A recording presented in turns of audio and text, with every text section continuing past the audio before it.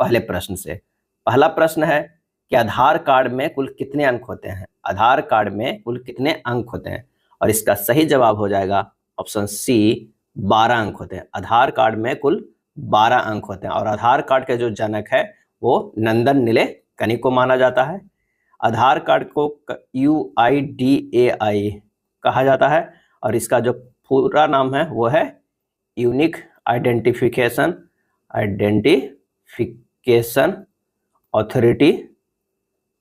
Authority of India. इसका अधिसूचना जो है 28 जनवरी 2009 को जारी किया गया था। पैन कार्ड में कितने नंबर होते हैं, तो पैन कार्ड में 10 अंक होते हैं। कितना? 10 अंक होते हैं। क्रेडिट कार्ड में जो होते हैं, क्रेडिट कार्ड में कितने होते हैं, तो 16 अंक होते हैं। 16 अंक होते हैं। और चुनाव फोटो पहचान पत्र में जो होते हैं 10 अल्फा न्यूमेरिक अक्षर होते हैं। क्या है? 10 अल्फा न्यूमेरिक अक्षर होते हैं। चलिए अगले प्रश्न पे चलते हैं। खाली स्थान के अंतर्गत भारत के सर्वोच्च न्यायालय में रीट याचिका दायर की जा सकती है।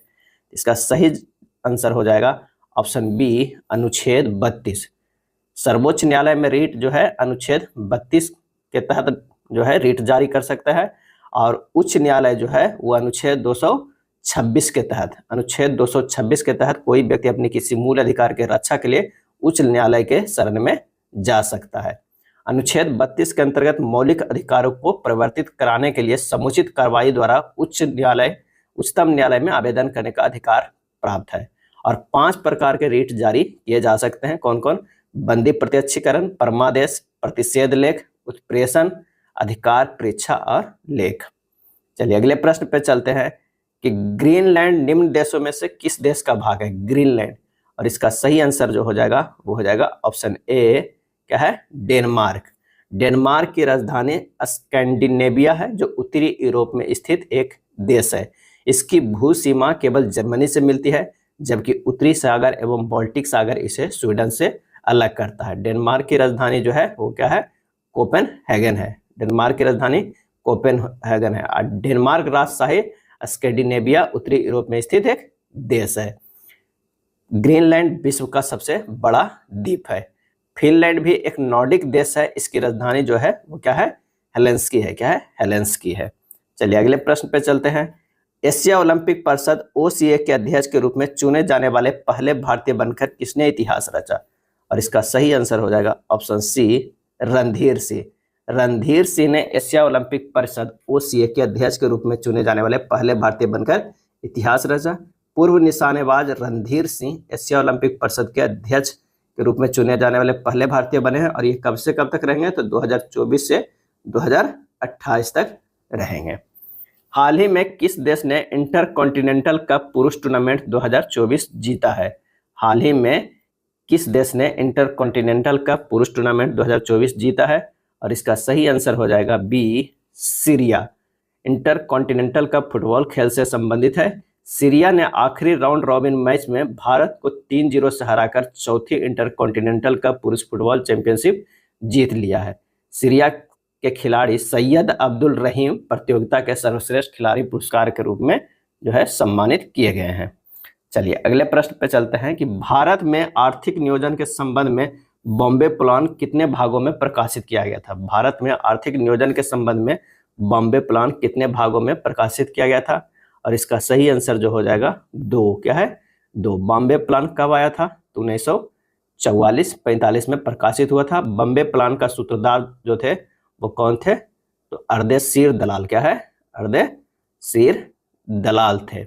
बॉम्बे योजना की ड्राफ्टिंग करने वाले जॉन मथाई थे। भारत के 8 प्रमुख पूंजीपतियों के द्वारा देश के आर्थिक विकास की योजना तैयार की गई, जिसे बॉम्बे प्लान के नाम से जो है जाना जाता है। बॉम्बे प्लान में 8 पूंजीपतियों में पुरुषोत्तम दास ठाकुरदास, JRD टाटा, GD बिड़ला, लाला श्रीराम, कस्तूरबा भाई लाल भाई, AD श्राफ, अर्देशीर दलाल तथा जॉन मथाई थे। इस योजना में कृषि निर्गत में 130% और औद्योगिक निर्गत में 500% व सेवा क्षेत्र निर्गत में 200% वृद्धि की आशा की गई थी। नेक्स्ट देखते हैं किस अनुच्छेद के तहत राष्ट्रपति द्वारा संयुक्त अधिवेशन बुलाया जाता है? किस अनुच्छेद के तहत? और इसका सही आंसर हो जाएगा ऑप्शन बी, अनुच्छेद 108 के तहत राष्ट्रपति द्वारा संयुक्त अधिवेशन जो है वो बुलाया जा सकता है। यदि किसी साधारण विधेयक पर संसद के दोनों सदनों में मतभेद हो तो राष्ट्रपति ऐसे विधेयक को पास कराने के लिए संयुक्त अधिवेशन बुला सकता है। संयुक्त अधिवेशन की अध्यक्षता लोकसभा अध्यक्ष करते हैं। उनकी अनुपस्थिति में लोकसभा के उपाध्यक्ष और इनकी अनुपस्थिति में राज्यसभा के उपाध्यक्ष द्वारा की जाती है। अभी तक संयुक्त बैठक जो है वो 3 बार बुलाया जा चुका है। कब कब? तो 1961 में बुलाया गया था दहेज कानून के लिए। क्या बुलाया गया था? दहेज कानून के लिए बुलाया गया था। 1978 में बुलाया गया था बैंकिंग, क्या है? बैंकिंग सेवा बिल के लिए, बैंकिंग सेवा बिल के लिए। 2002 में बुलाया गया था किसके लिए? पोटा विधेयक के लिए। क्या है? पोटा विधेयक के लिए बुलाया गया था। नेक्स्ट प्रश्न है कि 8 प्रति वर्ष के साधारण ब्याज पर 5 वर्ष हेतु 1800 का निवेश करने पर खाली स्थान ब्याज प्राप्त होगा। तो ब्याज बराबर जो हम लोग जानते हैं वो क्या जानते हैं? मूलधन गुना दर गुना समय बटा 100 होता है। मूलधन दिया हुआ है 1800, 5% 5 वर्ष के दिया हुआ 8% दिया हुआ है, बटा 100 कर देंगे। आंसर हो जाएगा हमारा 18 गुना 40, 2 शून्य से 2 शून्य कट जाएगा, 18 गुना 40 बराबर हो जाएगा 720। आंसर आ जाएगा कौन सा? ए आ जाएगा। क्या है? ए आ जाएगा। चलिए नेक्स्ट प्रश्न है कि एक्स के बैंक खाते में 86.54 शेष है, 55.31 जमा करने और 84.33 की निकासी के बाद शेष राशि जो है वो क्या होगा? तो एक्स के बैंक के खाते में निकासी के बाद की राशि जो हो जाएगा वो कितना हो जाएगा? तो हो जाएगा 86.54 प्लस 55.31 माइनस हो जाएगा 84.33, तो ये हो जाएगा 57.52 रुपया। आंसर आ जाएगा कौन सा? तो वो हो जाएगा ए। क्या है? 9 के ए हो जाएगा। चलिए अगले प्रश्न पे चलते हैं। अगला प्रश्न कह रहा है कि 11 से विभाजित होने वाली सबसे छोटी 4 अंकों वाली संख्या के अंकों के योग और 13 से विभाजित होने वाले सबसे छोटी 4 अंकों वाली संख्या के अंकों का योग का गुणनफल क्या होगा? तो 4 अंकों की सबसे छोटी संख्या जो होगा वो कौन होगा? 1 पर 3 शून्य होगा। अभी 11 से विभाजित होने वाली 4 अंकों की सबसे छोटी संख्या की अगर बात करें, 11 से विभाजित होने वाले, तो ये हो जाएगा कितना? 1001 हो जाएगा। क्या है? 1001 होगा। 13 से विभाजित होने वाले 4 अंकों की संख्या भी जो है वो 1001 होगा। अब अगर मान ले कि कह रहा है कि अंकों के योग का गुणनफल ज्ञात कीजिए, तो अंकों का जो इसका योग होगा ये वाला, तो ये होगा कितना? 2, 1 + 1 2, और इसका अंकों का गुणनफल भी होगा 2, तो 2 दूनी क्या हो जाएगा? 4। हमारा जो आंसर आ जाएगा वो 4 हो जाएगा। 11 और 13 दोनों से विभाजित जो होगा सबसे छोटी संख्या वो कितना होगा? वो होगा 1001। अगला प्रश्न है कि एक परिवार में माता पिता और 3 बच्चे, यदि माता पिता की औसत आयु 36 वर्ष और बच्चे की औसत आयु 10 वर्ष है, तो परिवार की औसत आयु ज्ञात करना है। तो माता पिता के औसत आयु कह रहा है 36 है, यानी अगर टोटल आयु अगर 2 से गुना करेंगे तो ये हो जाएगा 72, और बच्चों की औसत आयु जो है वो 10 है। क्या है? 10 है। उसमें कितने? 3 बच्चे हैं, तो ये हो जाएगा 30। जोड़ दीजिए 2 7 3, क्या हो जाएगा? 10, 102। अब टोटल औसत कितना होगा? 102। अब बटा 3 2 5 से भागा दे देना है, तो हमारा हो जाएगा 5 दूनी 10, और ये हो जाएगा कितना होगा? तो ये हो जाएगा 20.4 होगा, 20.4। आंसर हो जाएगा हमारा बी। कितना है? 11 का जो आ जाएगा वो बी आ जाएगा। 3 साझेदार एक्स, वाई और जेड ने लाभ साझा किया। यदि कुल लाभ 3000 था तो एक्स का हिस्सा जेड की तुलना में 400 कम है और वाई का हिस्सा जेड की तुलना में 200 कम है। तो एक्स अनुपात वाई अनुपात जेड का लाभ साझा करने का अनुपात क्या होगा? तो माना कि क्या है ना, एक जो एक्स का है, बड़ा वाला एक्स का, तो कितना? एक्स मान लीजिए। वाई का हिस्सा कितना है? एक्स प्लस 200 है। जेड का हिस्सा कितना है? एक्स प्लस 400 है। क्या है? 400। अब प्रश्न से कह रहा है x plus 200 plus x plus 400, जोड़ जाड़ के ये कितना हो जाएगा? 400। जोड़ जाड़ के ये कितना हो जाएगा? 3000, क्योंकि हमारे पास लाभ जो है वो 3000 से निकल गया। 3x बराबर 2400। 2400 क्या? 400 प्लस 200 घट जाएगा, x बराबर जो आ जाएगा 800। क्या है? 800 आ जाएगा। अब x वाई और z का अनुपात निकाल लेते हैं। एक्स का जो वैल्यू आएगा वो 800 आएगा, वाई का आएगा 1000, क्या है 1000, और जेड का जो आएगा 8 4 1200, क्या है 1200। ये हमारा रेशियो आ गया। यानी इसे और अगर सिंपल वे में लिखेंगे तो 4 अनुपात क्या हो जाएगा 5:6 हो जाएगा। सही आंसर जो हो जाएगा वो हो जाएगा सी, क्या है सी, 12 के जो है वो सी होगा। अगला प्रश्न है कि एक वस्तु 2500 में खरीदी गई, दुकानदार इसकी कीमत अंकित कीमत पर 12% की छूट की अनुमति देता है, फिर 10% लाभ प्राप्त करता है। वस्तु की अंकित कीमत क्या है? कह रहा है एक वस्तु 2500 में खरीदी गई, क्या है खरीदी गई, यानी क्रय मूल्य तो हमें दिया हुआ है 2500। अब कह रहा है कि दुकानदार इसकी अंकित कीमत पर 12% की छूट की अनुमति देता है और फिर भी 10% लाभ प्राप्त करता है, तो वस्तु की अंकित कीमत क्या है? तो इस पर अगर 10% लाभ किया जाए, वस्तु का विक्रय मूल्य करने पर क्या करता है 10% लाभ करता है, तो 2500 गुना 110 अब बटा 100, यानी हो जाएगा 2750 हो जाएगा, क्या है 2750। तो अंकित मूल्य कितना हो जाएगा? अंकित मूल्य जो हमारे पास हो जाएगा वो 2750, क्या है 2750 कितना छूट दे रहा है 12%, तो ये 88 गुना 100 करेंगे तो हमारा अंकित मूल्य पता चल जाएगा कितना 3125 रुपया, क्या है 3125। यानी यहाँ पर समझिए 2500 में वो खरीदा है, 3125 उस पर कीमत रखता है, उस पर क्या है 12% जो है छूट देता है, क्या है छूट देता है, तब उसे जो बेचता है वो कितना में बेचता है 2750 में। और ये जो फायदा हुआ है यही जो है वो 10% होना चाहिए, क्या है 10% होना चाहिए। तो देखिए 250 रुपया फायदा हुआ।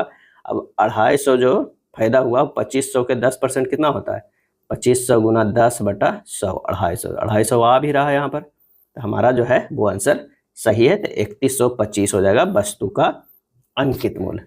चलिए अगले प्रश्न पे चलते हैं। अगला प्रश्न है कि √3 प्लस √27 प्लस √73 प्लस √64 का मान क्या होगा? तो इसका मान जो हो जाएगा वो 8 हो जाएगा। अब अंदर आएगा कितना 73 प्लस 8, अगर इसका पूरा देखा जाए तो ये हो जाएगा 73 प्लस 8, ये हो जाएगा 81। 81 रूट जो होता है किसके बराबर 9 के बराबर। तब 27 प्लस 9 जुड़ जाएगा तो ये हो जाएगा कितना 36। 36 का रूट कितना होता है 6, तो 6। अब आ जाएगा फाइनली 3 प्लस 6 9, और √9 का मान कितना होता है 3। आंसर जो हमारा हो जाएगा वो 3 हो जाएगा। बस इस तरफ से आपको कैलकुलेट करते जाना है, आंसर आ जाएगा 3। अगला प्रश्न है कि एक कमरे की लंबाई चौड़ाई और ऊंचाई का अनुपात 5:4:2 है। यदि एक नए कमरे में लंबाई का 40% और चौड़ाई के 25% बढ़ाया जाता है, कमरे के चारों दीवारों का कुल क्षेत्रफल एक समान रखने हेतु कमरे आयतन में क्या बदलाव किया जाएगा? तब मान लिया कि कह रहा है कि लंबाई जो है वो कितना है 5 है, चौड़ाई कितना है 4 के अनुपात में है, और ऊंचाई जो है वो कितना है, तो ऊंचाई जो है 2 के अनुपात में। इसका क्या है 40% बढ़ाया गया है और इसका 25% बढ़ाया गया। तो इसका जो आयतन होगा, यहाँ आयतन होगा वो कितना हो रहा है, इसका आयतन हो रहा है 40, तो इसका आयतन x मान लेते हैं ऊंचाई, तो इसका जो आयतन हो जाएगा वो कितना हो जाएगा, क्योंकि इसमें तो बढ़ाया नहीं गया है तो इसे x मान लेते हैं। ये 40% बढ़ाएंगे तो 7 हो जाएगा, इसका 25% बढ़ाएंगे तो 5 हो जाएगा। तो इसका आयतन होगा हमारे पास वो होगा 35x, क्या है 7 5 35 गुना x 35। अब मान लिया कि कोई कमरा है, यहाँ पर देख लीजिए ये एक तरह का कमरा है। अब इसमें क्या है कि लेना है क्या है चारों दीवारों का सिर्फ क्षेत्रफल, चारों दीवारों का। तो मान लिया कि इस दीवार को अगर हम लेते हैं तो ये हमारा एक जो है वो लंबाई हो जाएगा और एक ऊंचाई हो जाएगा, तो इस एरिया का जो है पूरा क्षेत्रफल आ जाएगा, इस एरिया का पूरा क्षेत्रफल हमारा कवर हो जाएगा। एक साइड का ये कवर हो जाएगा और एक साइड ऐसा ही है। इसका जो अगर एरिया की हम बात करते हैं तो कौन सा हो जाएगा, ये हो जाएगा एक साइड ही और एक साइड ही, तो दोनों एक साथ होगा 2 इंटू एक्स, क्या है ऊंचाई, एक का ऊंचाई लिए है तो 2x इंटू कितना हो जाएगा लिए है लंबाई, तो यानी 7 दूनी 14x हो जाएगा, क्या है 14। ठीक इसी प्रकार जो है एक और एरिया होगा, ये होगा, ये कवर होगा ये एरिया। इसके लिए हमें क्या करना होगा, एक ये जो है हमें चौड़ाई लेना होगा, ये चौड़ाई लेना होगा, और एक जो है ये ऊंचाई लेना होगा। तो ये क्या है 2 इंटू एक्स ऊंचाई हो गया और चौड़ाई इसमें कितना है तो 5 है, तो 5 दूनी कितना 10x और ये 14x है। इसको आप डायरेक्ट इस तरह भी लिख सकते हैं। किस तरह लिखना है, तो ये हो जाएगा 2 कॉमन ले लीजिए, इंटू एक्स भी कॉमन ले लीजिए और 7 + 5 कर दीजिए। तो ये जो नया वाला है उसके चारों दीवारों का जो है वो क्षेत्रफल हो गया। अब बराबर करना है पुराने वालों को भी। तो पुराने की ऊंचाई कितना था, 2 था, और 2 गुना यानी दो चारों तरफ है तो 2 इंटू 5 + 4 हो जाएगा। बस इसी तरह हमें इक्वेट कर देना है और इसे इक्वेट करेंगे तो एक्स का जो मान आएगा 1.5 आएगा। क्या है 1.5। तो कह रहा आयतन में क्या बदलाव किया गया है, यहाँ जो है एक्स आया था, सॉरी 35x, तो यहाँ तो 40 है, यहाँ 35 में रख देंगे कितना x, तो 35 गुना 1.5 कर देंगे, आ जाएगा कितना, आ जाएगा 52.5। क्या है 52.5। पहले था 40, अब हो गया है 52.5। तो इसे क्या करना, परसेंटेज में कितना बढ़ोतरी हुआ है, 52.5 गुना 40 बटा 40 गुना 100 आ जाएगा 31.25%। 31.25 की बढ़ोतरी होगी। आंसर जो हमारा होगा वो बी होगा। क्या होगा, बी होगा। चलिए अगले प्रश्न पे चलते हैं। अगला प्रश्न कह रहा है कि कंप्यूटर सुरक्षा के संदर्भ में ब्रूट फोर्स अटैक क्या है। ब्रूट फोर्स अटैक जो है वो क्या है, और इसका सही जवाब हो जाएगा कौन सा हो जाएगा, तो इसका सही जवाब होगा सी, एक ऐसा हमला जो सभी संभावित संयोजनों को आजमाकर पासवर्ड के अनुमान लगाने का प्रयास करता है। ब्रूट फोर्स अटैक एक हैकिंग विधि है जो पासवर्ड, लॉगिन, क्रेडेंशियल और इंक्रिप्शन कुंजियों को क्रैक करने के लिए परीक्षण या टेस्ट और त्रुटि का उपयोग करती है। ब्रूट फोर्स अटैक कई प्रकार के होते हैं। Simple brute force attack, dictionary attack, hybrid brute force attack, reverb brute force attack, credential stuffing. Hacker में यह विधि सबसे प्रचलित एवं प्रभावी है। चलिए अगले प्रश्न पे चलते हैं। कंप्यूटर में से कौन सा गूगल द्वारा विकसित एक लोकप्रिय जो है वो वेब ब्राउजर है। कौन सा गूगल द्वारा विकसित एक लोकप्रिय वेब ब्राउजर है, आंसर हो जाएगा क्रोम। क्या है, क्रोम, जो आजकल काफी प्रचलित है। वर्ल्ड वाइड वेब पर जानकारी तक पहुंचने के लिए इस्तेमाल किए जाने वाला सॉफ्टवेयर एप्लीकेशन को वेब ब्राउजर कहलाता है। जब कोई उपयोगकर्ता कुछ जानकारी का अनुरोध करता है तो वेब ब्राउजर वेब सर्वर से डेटा प्राप्त करता है। गूगल क्रोम का विकास गूगल द्वारा माइक्रोसॉफ्ट विंडोज के लिए कब किया गया था, 2008 में किया गया था। वेब ब्राउजर के कुछ प्रमुख जो उदाहरण हैं, एक तो गूगल क्रोम जो काफ़ी आजकल प्रचलित है, चाहे वो मोबाइल फ़ोन में हो या फिर लैपटॉप कंप्यूटर सभी में है। एक मोजिला, क्या है, मोजिला फायरफॉक्स, क्या है, फायरफॉक्स। तीसरा अगर बात करें तो एक एप्पल सफारी आता है। क्या होता है, एप्पल सफारी आता है। एक ओपेरा, क्या है, ओपेरा मिनी आता था, ओपेरा। और अभी आजकल एक और चल रहा है वो माइक्रोसॉफ्ट एज। क्या है, माइक्रोसॉफ्ट एज। ये सब जो है वो क्या है, वेब ब्राउजर है। क्या है, वेब ब्राउजर है। चलिए अगले प्रश्न पे चलते हैं। किस स्टोरेज डिवाइस में कोई गतिशील भाग नहीं है तथा यह नंड फ्लैश मेमोरी का उपयोग करता है। किस स्टोरेज डिवाइस में कोई गतिशील भाग नहीं है तथा यह नंड फ्लैश मेमोरी का उपयोग करता है, और इसका सही आंसर हो जाएगा option C, solid state drive, SSD। क्या है, SSD। SSD एक प्रकार का स्टोरेज डिवाइस है जो डेटा स्टोर करने के लिए इलेक्ट्रॉनिक सर्किट का उपयोग करता है। SSD high disk drive HDD के समान है जिसमें डेटा पढ़ लिख व स्टोर कर सकते हैं।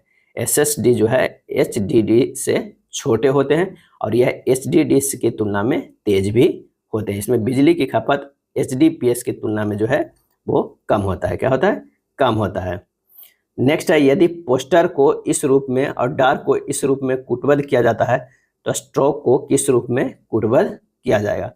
यहाँ पर देख रहे हैं POSTER, पोस्टर को लिखा गया है 5 9 2 3 1 4 लिखा गया है, और डार्क को लिखा गया है कितना, तो डार्क को लिखा गया है 8 6 4 7। यहाँ पर देख रहे हैं R के 4 लिखा गया, यहाँ भी 4 के है, यानी जो यहाँ पर है वो रेंडमली क्या है पर है, वो रेंडमली क्या है, एक कोडिंग किया गया है। बस उसी कोड पे स्ट्रोक को कर देना। तो एस के लिए क्या लिखा गया है, आप यहाँ पर तीसरे नंबर पे देख रहे हैं एस के लिए 2 लिखा गया, तो हम 2 लिख देंगे। टी के लिए क्या लिखा गया, 3 लिखा गया, 3 लिख देंगे। आर के लिए क्या लिखा गया है, 4 लिखा गया। ओ के लिए क्या लिखा गया, 9 लिखा गया है। के लिए क्या लिखा गया है, तो के के लिए 7 लिखा गया है और ई के लिए लिखा गया है यहाँ पर देख लीजिए ए। तो बस हमारा आ गया आंसर जो हो जाएगा वो हो जाएगा ए नंबर। क्या है? ए नंबर। दी गए श्रेणियों के बीच सर्वश्रेष्ठ संबंध को दर्शाने वाले वेन आरेख का चयन कीजिए। डॉक्टर, वेतनभोगी, माता पिता। और इसका सही जो हो जाएगा वो हो जाएगा डॉक्टर, ये हो जाएगा, ये वेतनभोगी हो जाएगा और ये जो हो जाएगा माता पिता हो जाएगा। क्या है? माता पिता। आंसर जो हमारा हो जाएगा सी हो जाएगा। अगला प्रश्न है, नीचे दी गई आकृति में कितने त्रिभुज है? नीचे दी गई आकृति में कितने त्रिभुज है? तो सबसे पहले एक कॉन्सेप्ट जानते हैं कि अगर प्रश्न में इस तरह के फिगर दिया हो, इस तरह का, इसमें टोटल जो है वो कितने त्रिभुज होते हैं?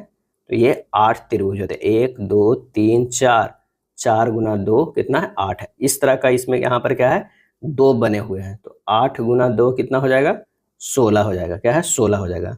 16 तो उसके बाद एक्स्ट्रा कौन कौन है? तो यहाँ पर एक 20 से एक कटिंग है, तो एक तो ये हो जाएगा 17, ये 18, ये हमारे पास आ जाएगा 19, ये क्या हो जाएगा?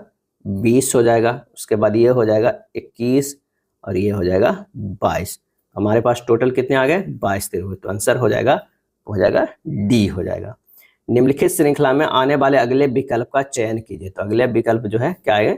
यहाँ पर देखते हैं C B A F G E I L I, इस तरह के सीरीज हमारा चलेगा आगे भी। तो देखते हैं इस किस तरह जुड़ा हुआ है।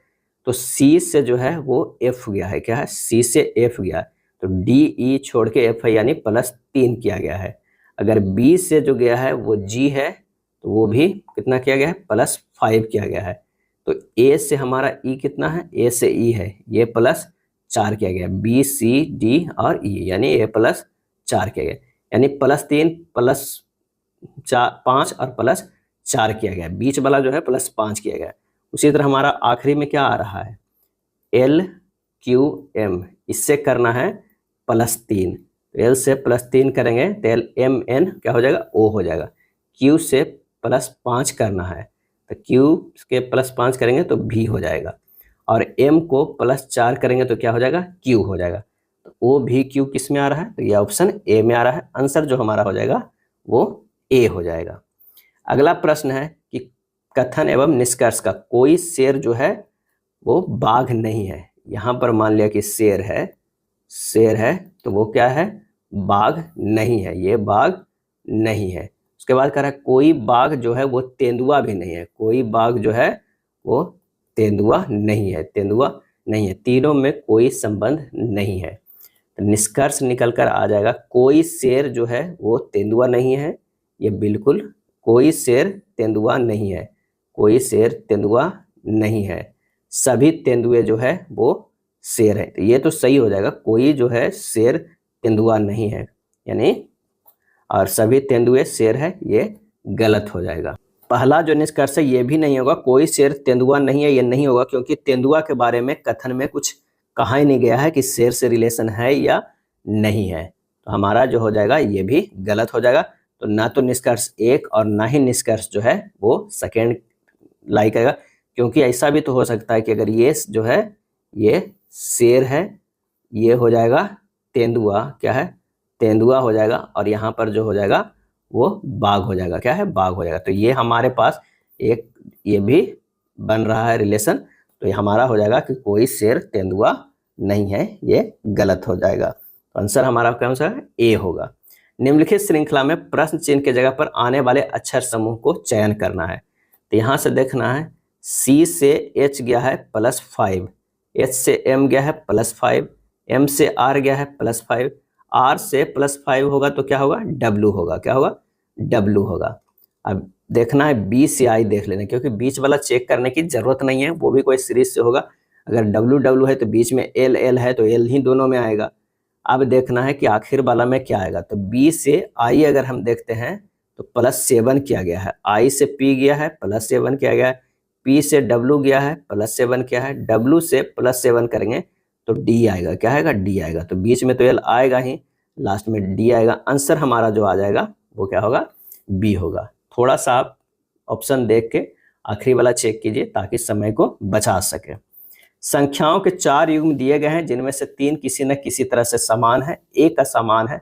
उस असमान संख्या युग्म का चयन करना है। तो यहाँ पर अगर 6 174 है, तो अगर हम 174 को 6 से भागा दे देते हैं तो ये हो जाएगा, कितने में कट जाएगा, 6 दूनी 12 और 5 और 4 54 9, यानी 29 बार में ये पूरे पूरे कट जा रहा है। 11 143 की अगर बात करते हैं तो 143 भागा 11 करेंगे, ये 13 बार में कट जा रहा है। 155 भागा 5 करते हैं तो ये कट जा रहा है 3 1 31 बार में। 138 भागा 8 करते हैं तो ये हो जाएगा कितना, 17.25 हो जाएगा, यानी ये फ्रैक्शन में आ रहा है, बाकी सब कट जा रहा है। तो आंसर हमारा जो हो जाएगा वो डी हो जाएगा। क्या होगा, डी होगा। वर्तमान में भारत के राष्ट्रपति का मासिक वेतन जो है वो कितना निर्धारित है, भारत के राष्ट्रपति का। इसका सही आंसर जो हो जाएगा वो हो जाएगा 5 लाख। क्या है, राष्ट्रपति का वेतन जो है वो 5 लाख है। अगर उपराष्ट्रपति की बात किया जाए तो उपराष्ट्रपति का वेतन जो है वो 4 लाख है। क्या है, 4 लाख है। और लोकसभा अध्यक्ष के जो भी वेतन है वो कितना है, 4 लाख है। क्या है, 4 लाख है। राज्यपाल की अगर बात करें तो कितना वेतन है, तो राज्यपाल के वेतन है 3.5 लाख है। क्या है, 3.5 लाख है।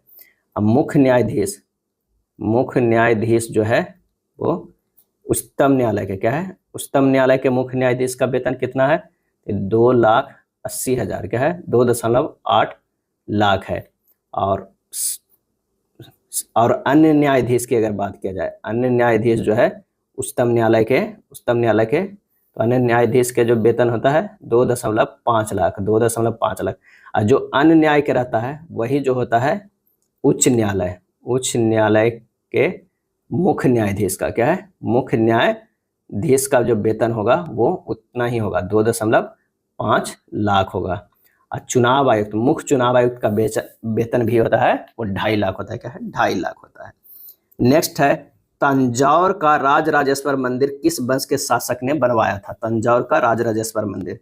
और इसका आंसर हो जाएगा ऑप्शन ए, चोल।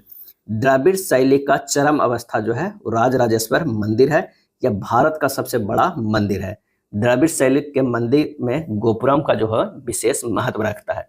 राजराजेश्वर मंदिर या बृहदेश्वर मंदिर को चोल शासक राजराज प्रथम द्वारा बनवाया गया था और इस मंदिर को ग्रेनाइट से बनाया गया था।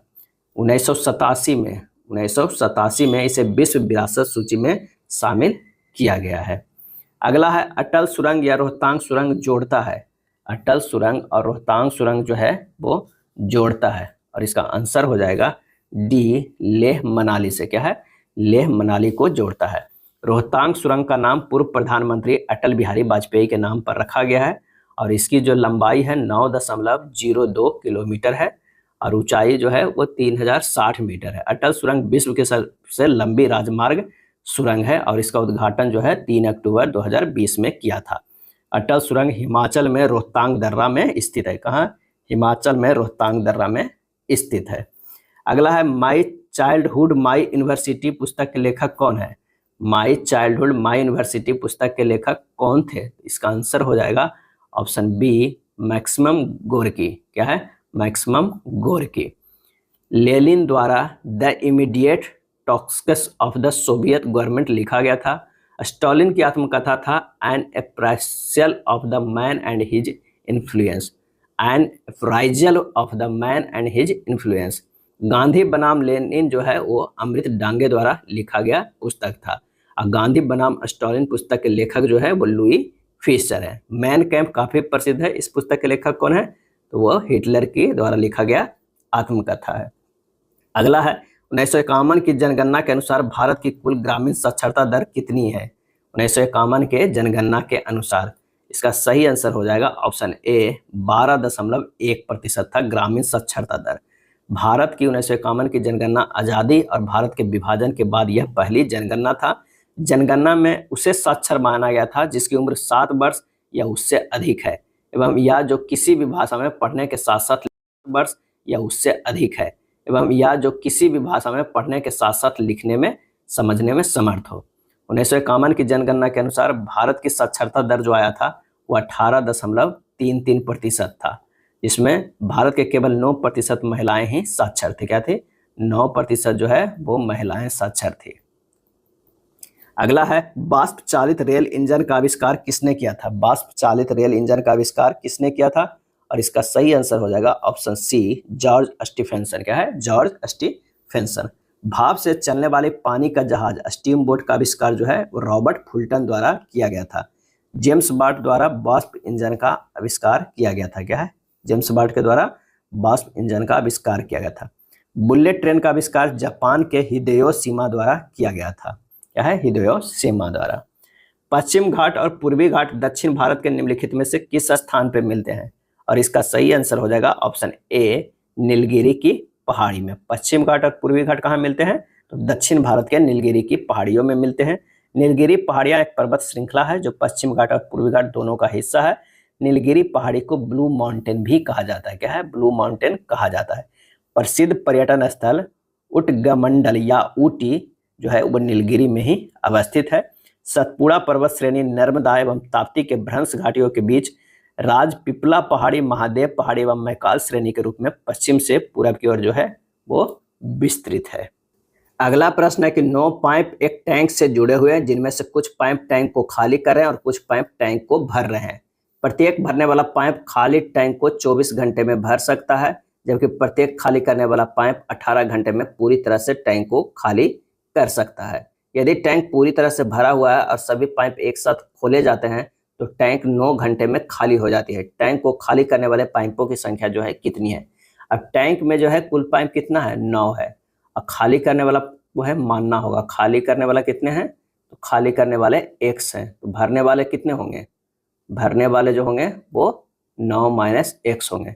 अब प्रश्न में कह रहा है कि x बटा 18, क्योंकि खाली हो रहा है तो पहले x बटा 18 माइनस 9 माइनस x बटा क्या होगा? 24 हो जाएगा, क्योंकि ये 24 घंटे में और एक जो है वो 18 घंटे में पूरी तरह टैंक को खाली कर रहा है। तो x बटा 18 माइनस 9 माइनस x बटा 24 बराबर क्या हो जाएगा? 1 बटा 9। क्या हो जाएगा? 1 बटा 9 घंटे में खाली हो जाती है, तो 1 बटा 9 हो जाएगा। बस इसे हमें सोल्व करके x का मान निकाल लेना है। तो ये हो जाएगा 4x minus 3 into 9 minus x बटा 72 बराबर हो जाएगा 1 बटा 9। ये हो जाएगा 4x माइनस 27 माइनस 3x बराबर 8, 7x बराबर 8 प्लस 27, तो x बराबर जो आ जाएगा वो 5 आ जाएगा। क्या हो जाएगा? 5 आ जाएगा। तो खाली करने वाले पाइपों की संख्या कितनी आ गई? तो हमारा हो गया 5। क्या है? 5 हो गया। यदि ए बी सी डी ऐसी 4 संख्याएं हैं कि a और b का लघुत्तम समवर्त b है, b और c का लघुत्तम समवर्त c है, c और d का लघुत्तम समवर्त d है, a b c और d का लघुत्तम समवर्त क्या हो जाएगा? कह रहा है कि a और b का जो है, a और b का एलसीएम कितना है? एलसीएम जो है वो b है। b और c का कितना है? b और c का जो है वो c है। c और d का कितना है? तो d है। तो ए बी सी डी का जो हमारा हो जाएगा एलसीएम वो d हो जाएगा। ए बी सी डी का कितना हो जाएगा? वो हो जाएगा d। तो आंसर हमारा जो आ जाएगा ऑप्शन ए आ जाएगा। क्या है? ऑप्शन ए सही हो जाएगा। अगला प्रश्न है, किसी संख्या को 0.72 से गुना करने के बजाय एक विद्यार्थी ने उस संख्या को 7.2 से गुना कर दिया। यदि उसको उत्तर सही उत्तर से 2595 अधिक आया है तो आरंभिक संख्या क्या है? तो माना की संख्या जो है वो क्या है? x है। क्या है? माना की संख्या x है। अब कह रहा है 7.2 गुना x से उस संख्या को इतना से गुना कर दिया, तो 7.2 x से गुना कर दिया, लेकिन उसे करना कितना था? तो 0.72 x से करना था। इन दोनों के घटा देंगे, क्योंकि 7.2 से x से गुना किया या करना था इतना, तो ये घटा देंगे, कितना ज़्यादा जितना है आया है उतना के बराबर हो जाएगा। तो ये हो जाएगा 2592। बस इसे हल कर देना, तो ये हो जाएगा 6.48 x बराबर 2592। x बराबर हो जाएगा 2592 बटा 6.48। जब इसे सोल्व कीजिएगा तो ये हो जाएगा 400। तो आरंभिक जो संख्या है वो कितना आ गया? 400 आ गया। ऑप्शन ए जो है वो सही हो जाएगा। एक स्मार्टफोन को P रुपये में बेचने पर 10% का लाभ होता है और स्मार्टफोन को Q रुपये में बेचने पर 4% की हानि होती है, तब P अनुपात Q बराबर क्या हो जाएगा? तो P को जो बेचा गया है वो 110% पे बेचा गया है और Q को बेचा गया है 96% पे। तो P अनुपात Q जो होगा P बटा Q बराबर होगा 110 बटा जो हो जाएगा 96, यानी 55/48 हो जाएगा। आंसर जो हमारा हो जाएगा ऑप्शन सी हो जाएगा। दो पानी के नल एक साथ एक टंकी को 9.3/8 घंटे में भर सकते हैं। यदि नल जिसका व्यास अधिक है टंकी को अकेले भरने में छोटे व्यास वाले नल से 10 घंटे कम लगाता है, तो प्रत्येक नल द्वारा टंकी को भर सकने में लगा समय क्या होगा? इसका ये निकालते हैं। माना कि बड़ा नल द्वारा टंकी भरने में लगा समय जो है वो कितना है, x घंटा लगाया, तो छोटा नल कितना लगाएगा? छोटा नल टंकी में भरने में जो है वो लगाएगा x + 10 लगाएगा, क्योंकि टंकी को अकेले भरने में छोटे व्यास वाले नल से 10 घंटे कम जो है वो लगता है, तो x + 10 छोटा में कर देंगे तो वो हो जाएगा। अब प्रश्न में करा है कि 1/x + 1/x + 10 मिल के इन लोग क्या करता है 8 बटा कितना हो जाएगा 75, क्या है 8/75 बढ़ता है। कैसे होता है कि 9 × 8 और +3 करेंगे तो क्या 9 × 72 3 75/8, ये हो गया 8/75 लगा। तो यहाँ पर प्रश्न से इसे सोल्व करना है। x + 10 + x × 75 बराबर 8x × x प्लस जो हो जाएगा वो 10 हो जाएगा। ये हो जाएगा 8x² + 80x बराबर 150x + 750। ये होगा 8x² - 70x - 750 = 0। इसे 4x² - 35x - 375 बराबर क्या हो जाएगा 0 हो जाएगा। इसे लिख सकते हैं 4x² - 60x + 25x - 375 = 0। इसे जब और सोल्व करेंगे तो हमारा ये आ जाएगा x बराबर कितना आ जाएगा 15 या -25/4। तो -25/4 तो संभव नहीं हो है, तो हमारा हो जाएगा कि x बराबर क्या है 15, क्या है x बराबर 15। तो जो बड़ा नल लगा रहा है वो 15 घंटा लगा रहा है, दूसरा लगा रहा है 15 + 10 बराबर 25। आंसर हो गया कौन सा, बी हो जाएगा। ऑप्शन जो है वो बी सही हो जाएगा। नेक्स्ट है त्रिभुज ABC में B पर जो है वो समकोण AB बराबर जो है वो क्या है 7 सेंटीमीटर है, तो AC - BC बराबर 1 सेंटीमीटर है, तो sec C + cot A का जो है हमारा मान क्या होगा? तो आइए यहाँ पे निकालते हैं। कह रहा है कि त्रिभुज ABC में B पर समकोण है, क्या है त्रिभुज B पे समकोण। इस तरह का सबसे पहले फिगर ड्रॉ कर लेते हैं। यहाँ हो जाएगा A, यहाँ हो जाएगा C, यहाँ हो जाएगा B, और ये कितना है 7 सेंटीमीटर है, 7 सेंटीमीटर है। BC को क्या है x मान लेते हैं, AC जो हमारा क्या हो जाएगा x + 1 हो जाएगा, और AB बराबर जो है वो 7 सेंटीमीटर दिया हुआ है। तो AC² बराबर हो जाएगा AB² + BC², यानी x + 1 के क्या है होल स्क्वायर बराबर 7 के स्क्वायर प्लस x²।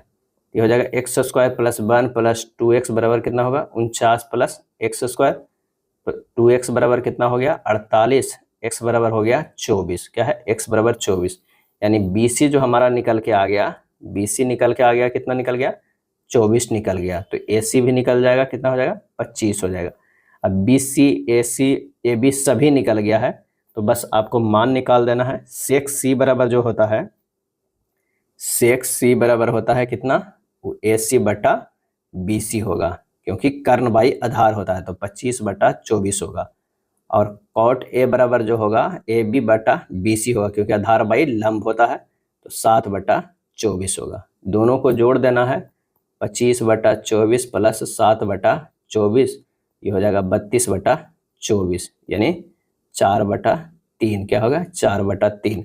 आंसर जो हमारा आ जाएगा वो कितना आ जाएगा, ए आ जाएगा 4/3 आएगा।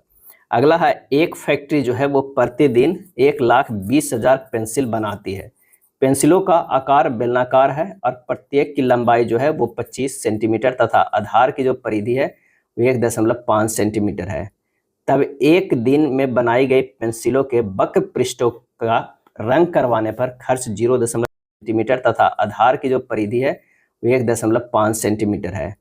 तब एक दिन में बनाई गई पेंसिलों के वक्र पृष्ठों का रंग करवाने पर खर्च 0.05 प्रति वर्ग डेसीमीटर की दर से होगा, तो कितना होगा ये पूछ रहा है। तो कुल खर्च निकालने के लिए क्या करना होगा, कुल खर्च तो पहले कितना है 1,20,000 पेंसिल है। और इसका अगर वक्र पृष्ठ की क्षेत्रफल की अगर बात करें तो 2πRh होता है। पैसा कितना लग रहा है 0.05 है। एक का 2πRh है उसका वक्र पृष्ठ का क्षेत्रफल और इतना पेंसिल है गुना इतना पैसा, बस इन सबको गुना कर देना है। ये होगा 1,20,000 क्या है 1,20,000 गुना 1.5/10 गुना एक कितना हो जाएगा सॉरी 1.5/10 गुना 25/10 गुना 0.05 हो जाएगा। जब इसे कैलकुलेट कीजिएगा तब 2250 रुपये आएगा। कितना 2250। सी जो है हमारा आंसर सही हो जाएगा। चंद्रयान 3 से संबंधित विक्रम लैंडर चंद्रमा तल पर जिस स्थान पर लैंड किया उसका नाम क्या रखा गया है? तो उसका नाम रखा गया है शिव शक्ति। क्या रखा गया? शिव शक्ति। 26 अगस्त 2023 को प्रधानमंत्री मोदी जी ने यह घोषणा किया, इसका नाम शिव शक्ति रखा जाएगा। 24 मार्च 2024 को अंतर्राष्ट्रीय खगोल संघ IAU ने मान्यता प्रदान कर दिया है। चंद्रयान तीनों मिशन जान लीजिए कि चंद्रयान के 3 मिशन हुआ था। पहला जो मिशन हुआ था वो 22 अक्टूबर क्या है 22 अक्टूबर 2008 को। दूसरा मिशन भेजा गया था 22 जुलाई 2019 को। तीसरा मिशन भेजा गया था 14 जुलाई 2023 को। और ये पहुंचा था कब? तब 23 अगस्त को क्या है 23 अगस्त 2023 को पहुंचा था। क्या है 23 अगस्त 2023 को। अप्सरा यू पुनः 10 सितंबर 2018 को क्रिटिकलिटी को प्राप्त कर ऊर्जा उत्पादन प्रारंभ कर दिया। इस नाभिकीय रिएक्टर में स्वदेश निर्मित किस ईंधन का प्रयोग किया गया? तो इसका सही आंसर जो हो जाएगा वो हो जाएगा सी, निम्न संवर्धित यूरेनियम सिलिकाइड। क्या है? निम्न संवर्धित यूरेनियम सिलिकाइड का जो है उपयोग किया गया था। और ये नाभिकीय रिएक्टर कहाँ है? तो बॉम्बे में स्थित है। कहाँ? बॉम्बे में स्थित है। खाद्य श्रृंखला के संबंध में कौन सा कथन सही है? कौन सा कथन जो है वो सही है? तो खाद्य श्रृंखला प्रत्येक घटक एक ट्रॉपिक स्तर बनाता है, बिल्कुल सही। विभिन्न खाद्य श्रृंखलाओं के बीच अंतर संबंध को खाद्य जाल के रूप में जाना जाता है, ये भी सही। पोषण संबंधों द्वारा गठित सभी श्रृंखलाओं का उपयोग ऊर्जा प्रवाह को समझने के लिए किया जाता है, ये भी सही है। आंसर जो हमारा हो जाएगा वो हो जाएगा डी। क्या हो जाएगा? डी। कशेरुकु का बंदर जो संबंध है वही संबंध अकशेरुकु का खाली स्थान से है। इसका सही आंसर हो जाएगा वो हो जाएगा बी, स्टारफिश। क्या है? स्टारफिश। जिस प्रकार बंदर एक कशेरुकु के अंतर्गत आता है उसी प्रकार स्टारफिश एक अकशेरुकु के अंतर्गत आता है। अब आइए कथन एवं निष्कर्ष का देख लेते हैं। कुछ कागज जो है वो प्रतियां हैं। अगर ये हो जाएगा क्या कागज, क्या है कागज। कुछ कागज जो है वो प्रतियां हैं, ये हो जाएगा प्रतियां। क्या है? प्रतियां। उसके बाद कह रहा है कोई भी प्रति रबड़ नहीं है, ये जो हो जाएगा ये रबड़। क्या है? रबड़। इस तरह भी बन सकता है, ये कागज है। क्या है? कागज है। ये हो जाएगा प्रतियां। क्या है? प्रतियां। और कह रहा है कि कोई भी प्रति रबड़ नहीं है। क्या है? कोई भी प्रति रबड़ नहीं है, लेकिन रबड़ कागज तो हो भी सकता है ना। क्या है? हो भी नहीं सकता है। तो यहाँ से निष्कर्ष हमें देखना है कि कौन हमारा जो है वो सही है। तो कुछ प्रतियां जो है वो कागज है, बिल्कुल सही है। कुछ कागज जो है, कुछ कागज क्या है रबड़ है, ये हो भी सकता है या नहीं भी हो सकता है। क्या है? हो भी सकता है या नहीं भी हो सकता है। कोई भी कागज, कोई भी जो है कागज रबड़ नहीं है, ये भी हो भी सकता है या नहीं भी। तो आंसर होता है कि केवल निष्कर्ष 1 जो है वो तो सही है, या तो निष्कर्ष 2 होगा या 3 अनुसरण करेगा, तो आंसर हो जाएगा बी। अगर प्रश्न में या तो 1 या 2 है तो हमें दोनों फिगर को चेक करना ही होगा। आंसर जो हमारा होगा वो बी हो जाएगा। नेक्स्ट है निम्नलिखित समीकरण में किन 2 चिन्हों और 2 संख्याओं को आपस में बदलने से समीकरण जो है वो क्या हो जाएगा? संतुलित हो जाएगा। तो इस तरह के प्रश्न दिया हुआ है। आप विकल्प ए के अनुसार चिन्हों को अगर बदलने की कोशिश करते हैं, इस तरह आपको देखना होगा कि कौन सा जल्दी हो। तो ए के अनुसार अगर हम बदलते हैं तो ये हो जाएगा 28 + 34। क्या हो जाएगा? 28 + 34 भागा 2 गुना 8 - 32। जब इसे सोल्व करेंगे तो होगा 28 + 17 गुना क्या हो जाएगा 17 गुना 8 - 32 हो जाएगा 28 + 136 - 32 164 - 32 ये हो जाएगा 132। तो आ जाएगा हमारा क्या है 132 इधर भी है और इधर भी है, तो आंसर पहला ही मैच कर रहा है, तो आंसर ए हो जाएगा। निम्नलिखित में से असंगत की पहचान करना है। यहाँ पे SUCH है। U जो है वो क्या है, वॉवेल है। क्या है, वॉवेल है। जबकि अन्य सभी S, C और H जो है वो कॉन्सोनेंट है। क्या है, कॉन्सोनेंट है। तो आंसर हमारा 46 के जो हो जाएगा वो हमारा 46 के हो जाएगा, वो कौन सा हो जाएगा, 46 के हो जाएगा, वो हो जाएगा B हो जाएगा। तो B में ही U है, तो B सबसे अलग है। लड़कों की एक पंक्ति में जो है वो रवि बाएं छोर से 9वें स्थान पे है। बाएं छोर से 9वें स्थान पे है। 9वें स्थान पे कौन है, तो वो है रवि। और परवीन दाएं छोर से 5वें स्थान पे है। ये दाएं छोर से जो है वो 5वें स्थान पे है। कौन है, तो वो है प्रवीण। क्या है, प्रवीण। यदि रवि और प्रवीण के बीच 7 लड़के हैं तो पंक्ति में कुल कितने लड़के हैं, तो इन दोनों के बीच में 7 गो लड़के हैं। 7 और 2 क्या हो जाएगा, 9 हो जाएगा। 7 प्लस दोनों एक दूसरे को जोड़ दीजिए 2। और इधर कितना है, ये क्या है, रवि बाएं छोर से 9वें स्थान पे, यानी इधर 8 है और इधर 4 है। तो प्लस 8 प्लस 4 ये जोड़ दीजिए, तो 8 4 12, तो 2 14, 14 7 कितना हो जाएगा, 21। आंसर हमारा जो आ जाएगा वो 47 के C आ जाएगा, 21 लड़के। अगला प्रश्न है कि कथन एवं तर्क। कथन कह रहा है क्या सरकार को दालों के निर्यात पर प्रतिबंध लगाना चाहिए, तो तर्क कह रहा है हाँ, इससे भारत में दालों की कीमत कम हो जाएगी। नहीं, इस निर्णय से निर्यात उद्योग में नौकरियां समाप्त हो जाएगी। तो यहाँ पर स्पष्ट है कि भारत में दालों की कीमत बहुत अधिक है या नहीं, अतः तर्क मजबूत नहीं है। क्या है, तर्क जो है वो मजबूत नहीं है, पर कीमत कम करने के और भी उपाय हो सकते हैं एवं निर्यात उद्योग केवल दाल पर आधारित नहीं है। अतः तर्क 1 और 2 जो दोनों क्या है वो मजबूत नहीं है। आंसर हमारा जो हो जाएगा वो C हो जाएगा। क्या है, C हो जाएगा। अगला प्रश्न जो है वो ब्लड रिलेशन का। इसमें देखना है कि क्या निकालना है। सबसे पहले ये देखें तो निकालना हमें जो है ये है, इसी के अनुसार जो है ऊपर स्टेटमेंट दिया है उसी की तरह चलना है। अगर मान लिया कि P जो है वो क्या दिया हुआ है, Q दिया हुआ है, तो ये हो जाएगा P जो है Q का पुत्र है। P जो है Q का पुत्र है। तो यहाँ पर बनाते भी चलिए, P जो है वो किसका है, Q का पुत्र है। उसके बाद जो हमारा आ रहा है Q स्टार R है। इसका मतलब Q जो है R की माँ है। Q जो है R की माँ है। Q जो है वो R की माँ है। तो यहाँ पर हो जाएगा R और ये हो जाएगा माँ, यहाँ हो जाएगा पुत्र, यानी Q के 2 हो गया, R और P। तो ये दोनों क्या हो जाएगा, भाई हो जाएगा। क्या है, भाई हो जाएगा। उसके बाद तीसरा जो है वो R हैशटैग क्या हो जाएगा, R हैशटैग S है। यानी इससे निकल कर आ गया कि R S का भाई है। R जो है वो क्या है, S का भाई है। S जो है यहाँ पर ये हो गया, ये भाई हो गया। यानी यहाँ पर 3 भाई है, S R P, और उसकी जो है माँ है वो कौन है, Q है। तो कह रहा है कि क्या अर्थ है, क्या अर्थ है, तो P S का भाई है। P जो है S का भाई है, बिल्कुल ये सही हो जा रहा है। तो पहले ही हमारा आंसर आ जा रहा है P S का भाई है। फिर भी देख लेते हैं, P S की बहन है, ऐसा कोई चर्चा नहीं किया गया, क्योंकि ये तो पुत्र के बारे में है, तो बहन तो हो नहीं सकता है, क्योंकि P जो है S की बहन नहीं हो सकता है, भाई ही हो सकता है। P S का पिता है, ये नहीं हो सकता। P S का पुत्र है, ये भी नहीं हो सकता, ये भी नहीं। आंसर हमारा कौन सा आ गया, A आ गया। अगला प्रश्न है, वह दर्रा जो सर्वाधिक ऊंचाई में अवस्थित है, इसका सही आंसर हो जाएगा C, नाथुला दर्रा। नाथुला दर्रा जो है कहाँ पर है, तो वो सिक्किम में है, सिक्किम में। और इसकी ऊंचाई जो है वो कितना है, तो वो है 4310 मीटर। 4310 मीटर है। नाथुला दर्रा सिक्किम राज्य और दक्षिण तिब्बत में चुंबी घाटी को जोड़ता है। नाथुला दर्रा से होकर भारत और चीन के साथ अधिक व्यापार जो है होता है। नेक्स्ट है, निम्नलिखित में किस भारतीय संगीतकार को उनके फिल्म और मंच के लिए व्यापक काम में मोजार्ट ऑफ मद्रास का उपनाम मिला है, और इसका सही आंसर हो जाएगा A.R. रहमान। A.R. रहमान भारतीय संगीतकार को उनके फिल्म और मंच के लिए किए गए व्यापक काम में मोजार्ट ऑफ मद्रास का उपनाम मिला है। टाइम्स पत्रिका ने उन्हें मोजार्ट ऑफ मद्रास की उपाधि दी है। A.R. Rahman golden globe award से सम्मानित होने वाले पहले भारतीय व्यक्ति भी है। भारत के निम्न राज्यों में से किसे चीनी का कटोरा कहा जाता है, चीनी का कटोरा कहा जाता है। आंसर हो जाएगा A, उत्तर प्रदेश को कहा जाता है। और क्यूबा को चीनी का कटोरा भी कहा जाता है।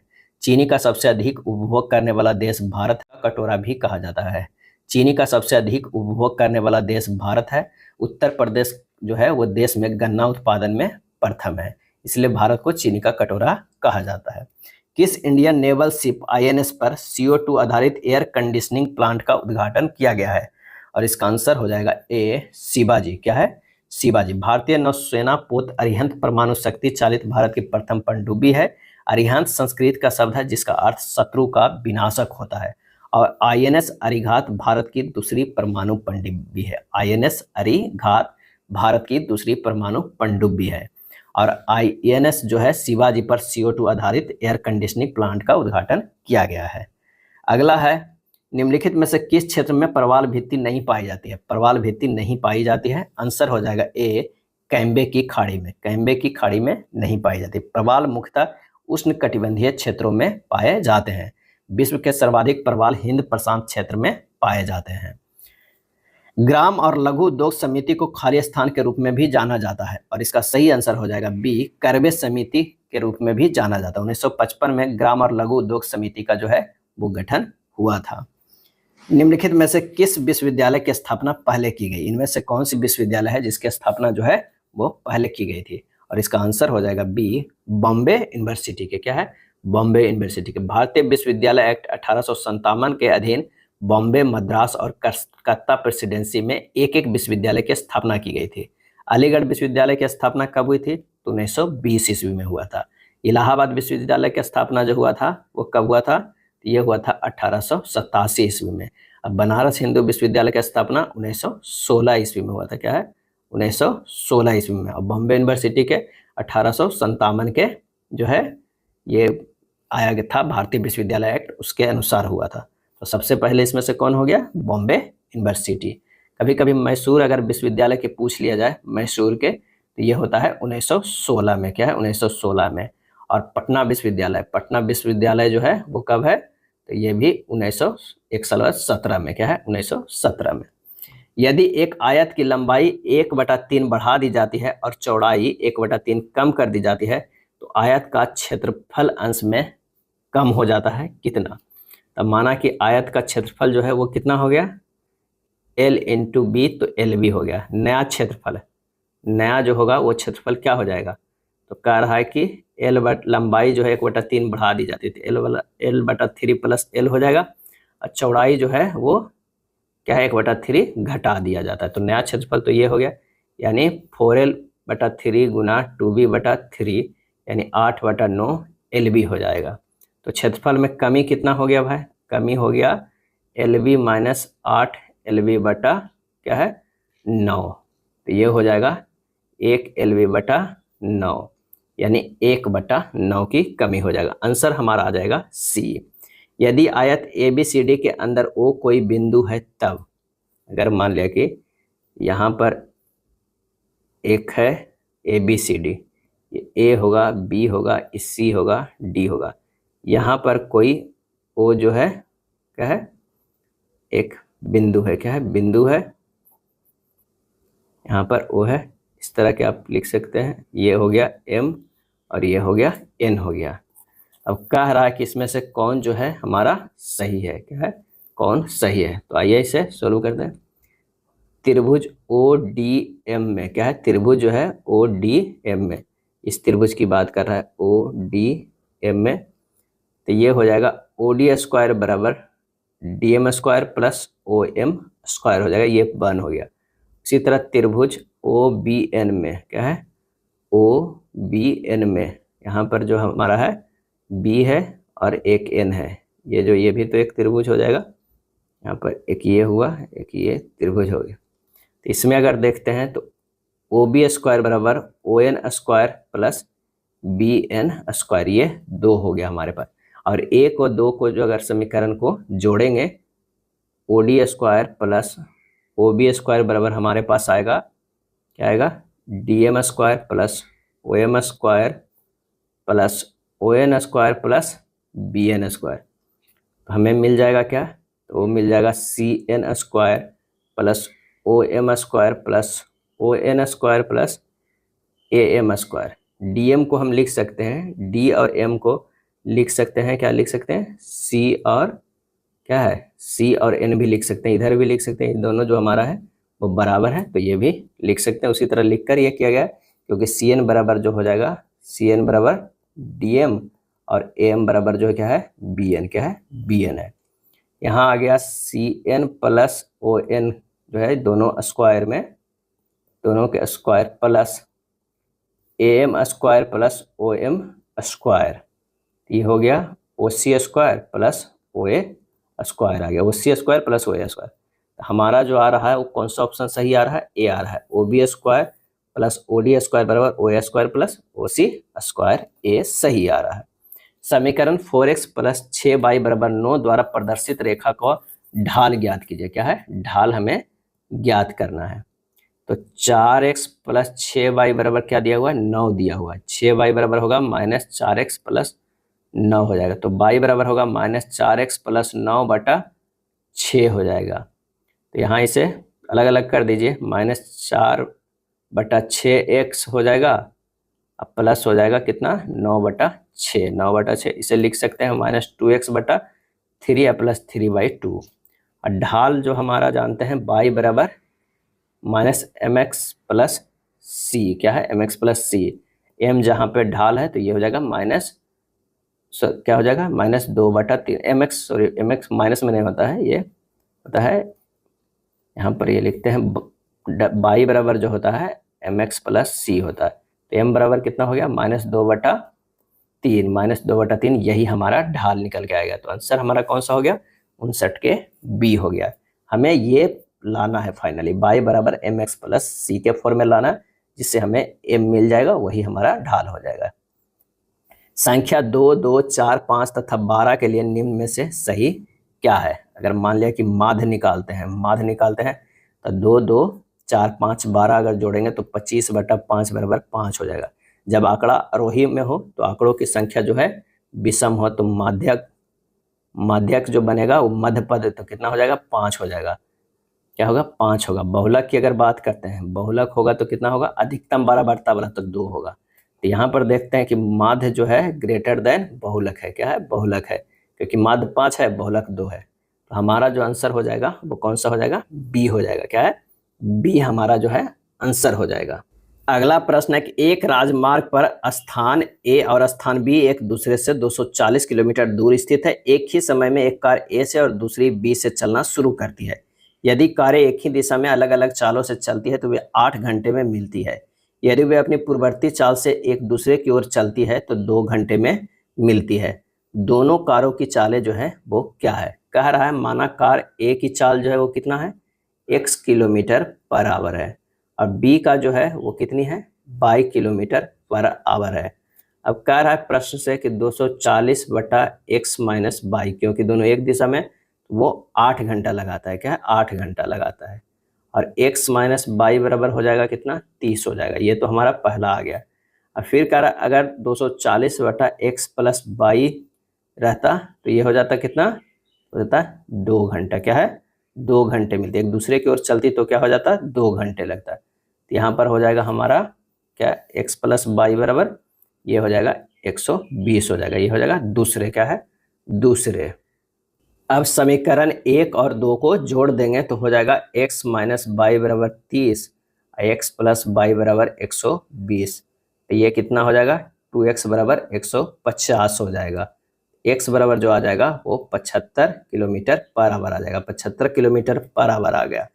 तो y का मान कितना आ गया? तो वो हो जाएगा 45 किलोमीटर पर आवर। क्या है? 45 किलोमीटर पर आवर हो जाएगा, क्योंकि 75 माइनस वाई बराबर जो होता है वो 30 होता है। हो गया y का मान 75 किलोमीटर। आंसर जो हमारा हो गया वो हो गया 75 किलोमीटर पर घंटा, आएगा 45 किलोमीटर पर घंटा। y का मान 45 आएगा, x का है जो 75 आएगा, तो d हो जाएगा। यदि बहुपद cx square minus bx plus a बराबर 0 के मूल अल्फा एवं बीटा है तो alpha square plus beta square का मान जो है वो क्या होगा? क्या होगा? Alpha square plus beta square बराबर लिख सकते हैं अल्फा प्लस बीटा के square minus 2 alpha into beta. इसे लिख सकते हैं, ये हो जाएगा माइनस बी बटा सी के square minus 2 into A by C, क्योंकि यहाँ पर जब देखेंगे अल्फा प्लस बीटा का मान जो हो जाएगा वो कितना हो जाएगा? तो y का मान 45 आएगा, x का है जो 75 आएगा, तो d हो जाएगा। यदि बहुपद cx square minus bx plus a बराबर 0 के मूल अल्फा एवं बीटा है तो alpha square plus beta square का मान जो है वो क्या होगा? क्या होगा? Alpha square plus beta square बराबर लिख सकते हैं अल्फा प्लस बीटा के whole square minus 2 alpha into beta. इसे लिख सकते हैं, ये हो जाएगा माइनस बी बटा सी के square minus 2 into A by C, क्योंकि यहाँ पर जब देखेंगे अल्फा प्लस बीटा का मान जो हो जाएगा वो कितना हो जाएगा, तो हो जाएगा माइनस माइनस बी बटा सी हो जाएगा, क्या है यही होगा। और अल्फा इंटू बी बराबर सी बाई ए होता है, ए बटा क्या हो जाएगा सी हो जाएगा, तो वही लिखा गया है यहाँ पर। जब इसे सोल्व करेंगे तो ये हो जाएगा B square by C square minus 2a बटा सी, यानी बी स्क्वायर माइनस 2ac बटा सी स्क्वायर। आंसर जो हमारा आएगा वो ए आ जाएगा। यदि x माइनस 4 के क्यू पावर में है प्लस x माइनस 5 के क्यू है प्लस x माइनस 3 के क्यू है बराबर 3 into x minus 4 into x minus 5 into x minus 3 है, x का जो है वो मान क्या हो जाएगा, क्या है x का मान क्या होगा। जब A cube plus B cube plus C cube बराबर 3abc है, तो a plus B plus C equal to क्या होगा 0 हो जाएगा, क्या होगा 0 होगा। x minus 4 plus X minus 5 plus X minus 3 equal to 0, यानी 3x माइनस 12 बराबर 0, तो x बराबर हो जाएगा 12, क्या होगा x बराबर 12 बट्टा 3 बराबर 4 हो जाएगा, क्या है ये कंडीशन इंपॉर्टेंट है कि A cube plus B cube plus C cube बराबर 3abc तभी होगा जब a plus B plus C बराबर 0 होता है, क्योंकि यहाँ 3abc है, यहाँ जो है a cube B cube C cube है, तो ये तभी होगा जब a plus B plus C बराबर 0 होगा। तो आंसर हमारा कौन सा आ गया 63 का, तो वो हो गया B4। निम्न में से कौन सा कथन जो है असत्य है, बताना इनमें से कौन सा कथन असत्य है। तो विश्व में सर्वाधिक ग्रीन हाउस गैस उत्पादन देश है, बिल्कुल सही। जीवाश्म ईंधन के जलने से उत्पन्न CO2 ग्रीन हाउस प्रभाव के लिए सर्वाधिक उत्तरदायी है, ये भी जो हमारा है सही है। ग्रीन हाउस गैस उत्पादक देशों की सूची में भारत का स्थान 5वां है, तो ये जो है वो गलत है, क्या है भारत का स्थान जो है वो तीसरा है, क्या है तीसरा है। सर्वाधिक वैश्विक तापमान क्षमता SF6 गैसों में है, तो ये भी सही है। आंसर हमारा हो जाएगा 64 के सी हो जाएगा, क्या है सी हो जाएगा। पहला चीन है, दूसरा में जो है USA है, तीसरा जो है वो भारत है, क्या है भारत है, और चौथा पोजीशन में जो है यूरोपियन यूनियन है, क्या है यूरोपियन यूनियन है।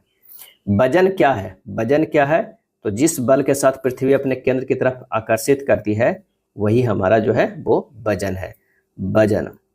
वजन का भार जो है वो W बराबर होता है द्रव्यमान गुना गुरुत्वीय त्वरण, क्या है गुरुत्वीय त्वरण, यानी mg होता है। पृथ्वी से ऊपर जाने पर भार घटता है, और भार को मापने के लिए कमानीदार तुला का प्रयोग करते हैं। नेक्स्ट है प्रकाश का क्वांटम सिद्धांत किसके द्वारा प्रदान किया गया है, प्रकाश का क्वांटम सिद्धांत, और इसका सही आंसर हो जाएगा डी, प्लैंक के द्वारा जो है वो दिया गया है। प्रकाश छोटे छोटे पैकेट का बना होता है जिसे फोटोन कहते हैं। फोटोन का सिद्धांत आइंस्टीन ने दिया था।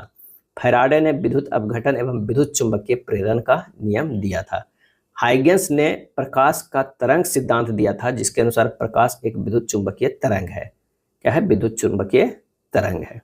अगला प्रश्न है नीचे प्रश्नवाचक के स्थान पर सर्वाधिक उपयुक्त विकल्प कौन सा है। यहाँ पर लिखा हुआ है E, V और ये 27 है। E का मान 5 होता है, V का मान 22 होता है, दोनों को जोड़ के ये 27 लिखा गया है। ठीक उसी तरह J और Q है, J का मान जो होता है वो 10 होता है, Q का मान 17 होता है, दोनों को जोड़ देंगे यहाँ हो जाएगा 27। आंसर जो हमारा आ जाएगा वो C आ जाएगा। दिए गए विकल्पों में से विषम अक्षर को चुनना है, विषम अक्षर को चुनना है।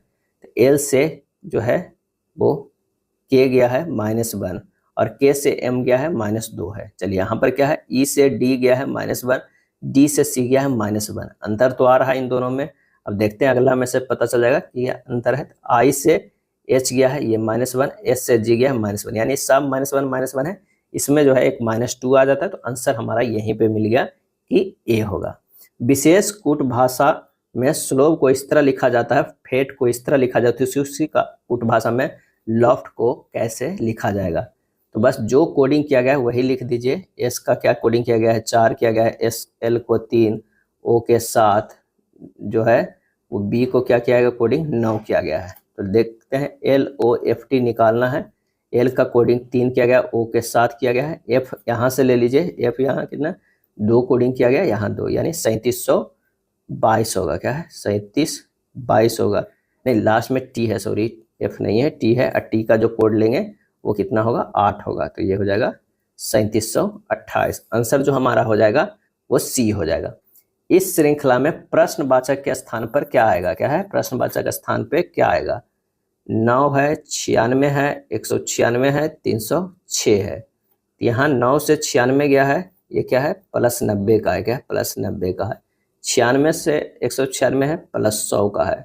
196 से 306 है, ये हो गया 6 दूनी 6 4 10, 110 का बढ़ोतरी है। तो अगला बार जो है वो बढ़ोतरी कितना के होगा, 120 के होगा। 306 और 120 जोड़ेंगे तो कितना हो जाएगा, तो 426 हो जाएगा, क्या है, 426। आंसर आ रहा है, बिल्कुल आ रहा है, ए हो जाएगा, क्या है, ए हो जाएगा। चलिए अगला प्रश्न है 71 नंबर कि 7 कर्मचारी ABCDEFG है, प्रत्येक वर्ष 2019 में अप्रैल, मई, जून, जुलाई, अगस्त, सितंबर, अक्टूबर के महीनों में बिक्री प्रेजेंटेशन के लिए USA की यात्रा करता है।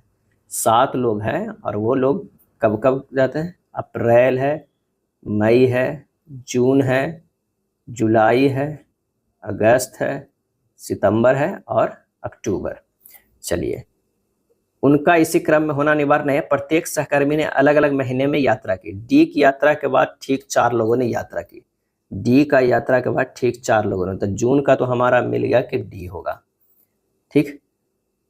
सी ने ई और एफ की यात्राओं के बीच यात्रा की, सी जो है ई और एफ की जो यात्रा हुआ है उसके बीच में किया है। अगर मान लिया कि सी देते हैं यहाँ पर, अगर यहाँ देते हैं तो यहाँ हो जाएगा ई और एफ के बीच में है, क्या है, ई और एफ के बीच में है। आप सितंबर में भी दे सकते हैं, लेकिन आगे का भी स्टेटमेंट पढ़ लेते हैं। जी ने ए की यात्रा से ठीक पहले वाले महीनों में यात्रा की, जी यहाँ हो जाएगा क्या, जी और ए, जी ने ए की यात्रा से ठीक पहले वाले महीने में यात्रा की।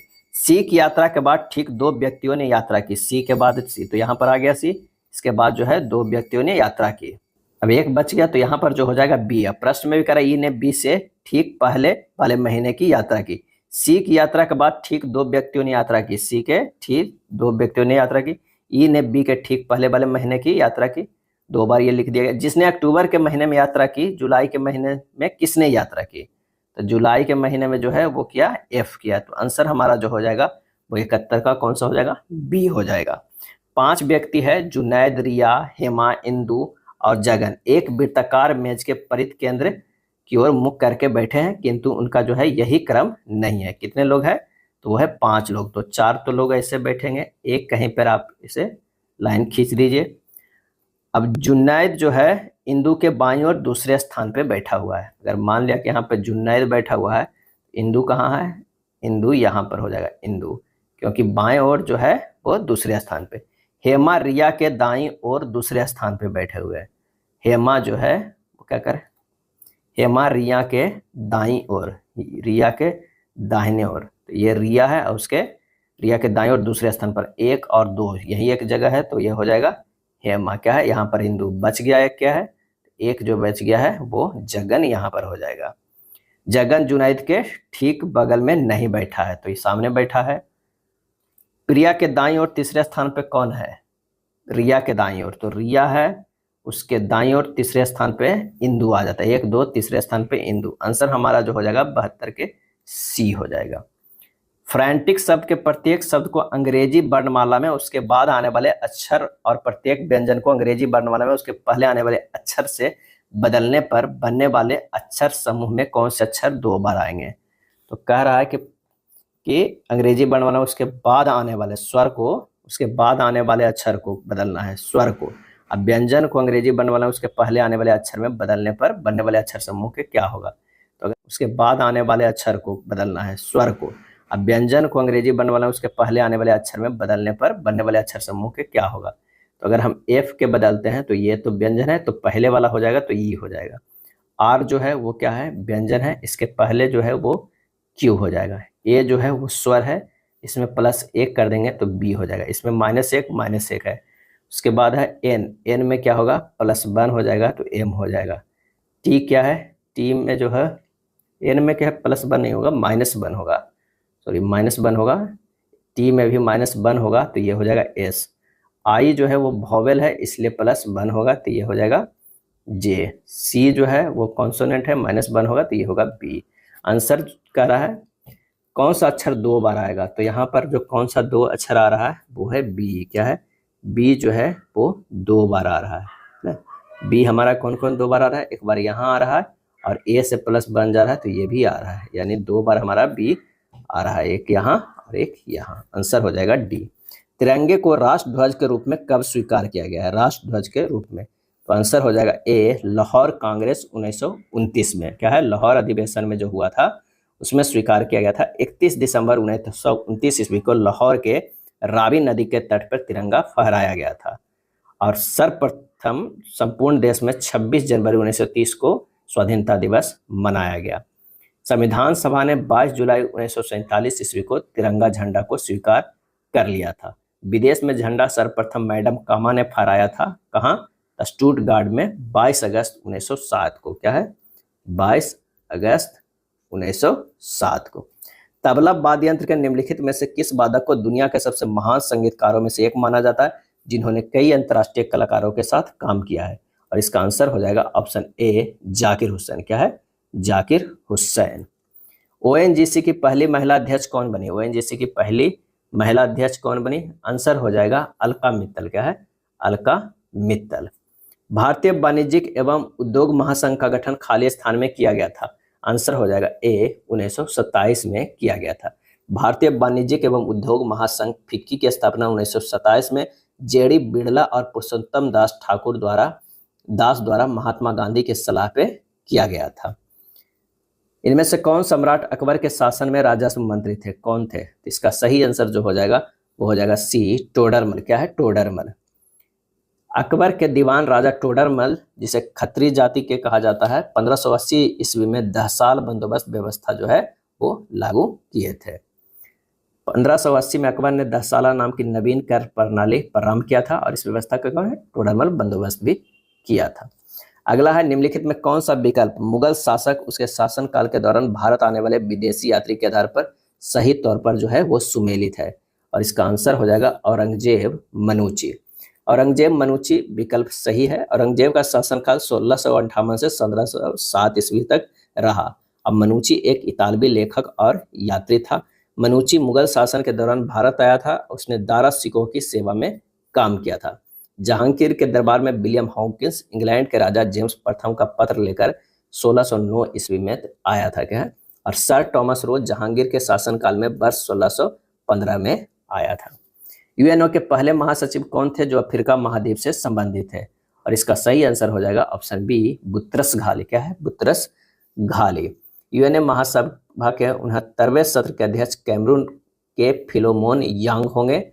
यूएन महासभा ने 78वें सत्र के अध्यक्ष त्रिनाद और टोबैको के डेनिस फ्रांसीसी थे। तो ये भी ध्यान रखिएगा, कई बार पूछा गया 78वें 69वें के कौन होंगे, तो वो होंगे कैमरून के कौन होंगे, तो वो होंगे फिलेमोन यंग। क्या है? फिलेमोन यंग किस देश के? कैमरून के होंगे। यूएनए के महासचिव अभी जो है वो है एंटोनियो गुटेरेस है। यूएनए के सचिवालय का प्रमुख जो है वो महासचिव होते हैं। अगला है निम्न तालिका को 5 वर्षों के विभिन्न राज्यों के एक प्रतियोगी परीक्षाओं में भाग लेने वाले उत्तीर्ण यानी योग्य घोषित होने वाले प्रत्याशियों की संख्या प्रदर्शित की गई है। तालिका का अध्ययन करें और दिए गए प्रश्नों को जो है वो क्या करें? आंसर दे। तो आइए यहाँ प्रश्न कर रहा है एम और पी राज्यों में वर्ष 1998 में उत्तीर्ण प्रत्याशियों की संख्या कितना है? अगला प्रश्न है कि निम्न तालिका में 5 वर्षों के विभिन्न राज्यों में एक प्रतियोगी परीक्षा में भाग लेने वाले उत्तीर्ण होने वाले प्रत्याशियों की संख्या प्रदर्शित की गई। तालिका का अध्ययन करें, दिए गए प्रश्नों को उत्तर दें। एम और पी राज्यों में वर्ष 1998 में उत्तीर्ण प्रत्याशियों की संख्या में कितना अंतर है? एम और क्या है? पी का है। और 1998 में एम की अगर उत्तीर्ण की बात करें तो वो कितना है? 980 है, 980 है। और पी की बात करें तो 1020 है। तो अंतर जो हो जाएगा 1020 माइनस 980 कितना हो गया? 40। आंसर हमारा कौन सा आ रहा है? तो वो हो रहा है ए।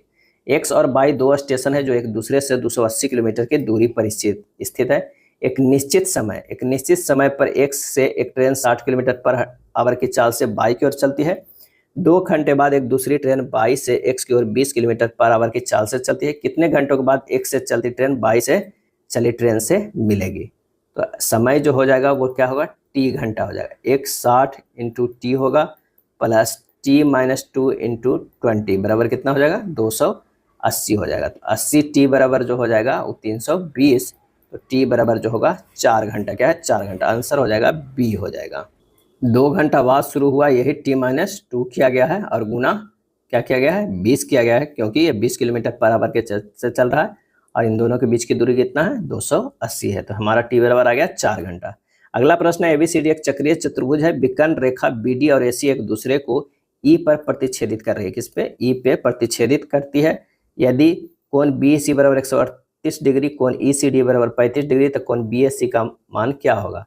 तो कोण जो है ए ई बी प्लस कोण बी ई सी जो है वो 180 डिग्री सरल रखिए कोण के कारण। कोण ए ई बी बराबर है 180 डिग्री माइनस 138 डिग्री, यानी क्या हो जाएगा 42 डिग्री। तो कोण ए सी डी बराबर जो हो जाएगा, ए सी डी बराबर हो जाएगा कोण ए बी डी बराबर 35 डिग्री, क्योंकि एक ही चाप से परिधि पर समान दिशा में बना कोण जो है वो बराबर होता है। तो कोण बी एस सी बराबर हो जाएगा 180 degree minus 35 degree plus 42 degree, यानी 180 डिग्री माइनस 77 डिग्री 103 डिग्री हो जाएगा। क्या है 103 डिग्री। आंसर जो हमारा हो जाएगा वो बी हो जाएगा। क्या है 103 डिग्री जो है वो बी सही हो गया। 84 नंबर प्रश्न है कि गलती से किसी धनात्मक भिन्न के स्थान पर उसका व्युत्क्रम टाइप हो जाता है और इस तरह इसके मान में 175.4% की कमी होती है। भिन्न का मान हमें ज्ञात करना है।